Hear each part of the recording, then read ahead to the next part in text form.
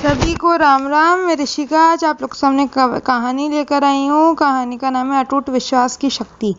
बहुत समय पहले की बात है। एक छोटे से गांव से कुछ लोग तीर्थ यात्रा के लिए निकल पड़े। उस समय यात्रा करना आज की तरह आसान नहीं था। लोग लंबी दूरी पैदल तय करते, रास्ते में रुकते, विश्राम करते और फिर आगे बढ़ते। उसी समूह में एक पति पत्नी भी थे। दोनों के मन में भगवान के दर्शन की गहरी श्रद्धा और उत्साह था।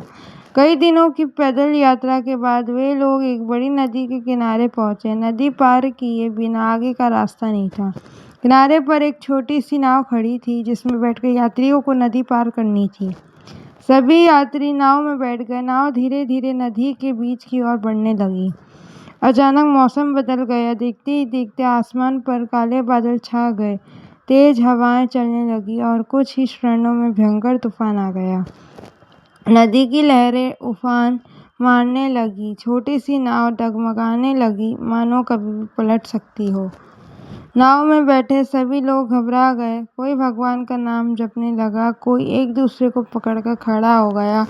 औरतें डर के मारे अपने पतियों का हाथ कसकर पकड़ रही थीं। चारों ओर चीख पुकार मच गई थी। ऐसा लग रहा था कि जैसे जीवन का अंत निकट है। लेकिन उस अफरा तफरी के बीच एक आदमी बिल्कुल शांत खड़ा था। वह ना घबराया, ना किसी को पकड़कर खड़ा हुआ। उसके चेहरे पर अजीब सी शांति थी। उसकी पत्नी भी यह देखकर हैरान थी कि जब सब लोग डर से कांप रहे हैं, तब उसका पति इतना निश्चिंत कैसे खड़ा है। कुछ देर बाद तूफान धीरे धीरे शांत हो गया और नाव सुरक्षित किनारे की ओर बढ़ने लगी। खतरा टल जाने पर उसकी पत्नी ने उससे पूछा, जब सब लोग इतना डर गए थे, तब आपको बिल्कुल भी डर नहीं लगा? आप इतने शांत कैसे रहे?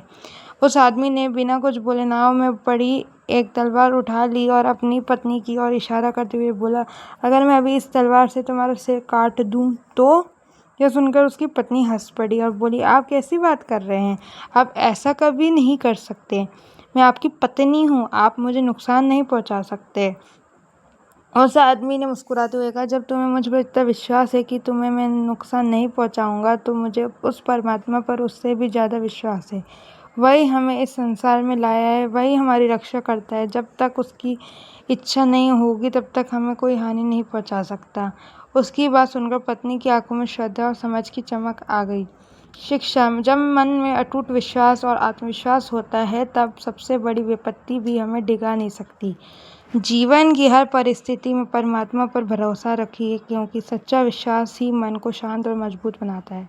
जय जय श्री राम। जय हिंद। सदैव प्रसन्न रहिए। जो प्राप्त है वही पर्याप्त है। धन्यवाद। जय हो। सदा विजय हो।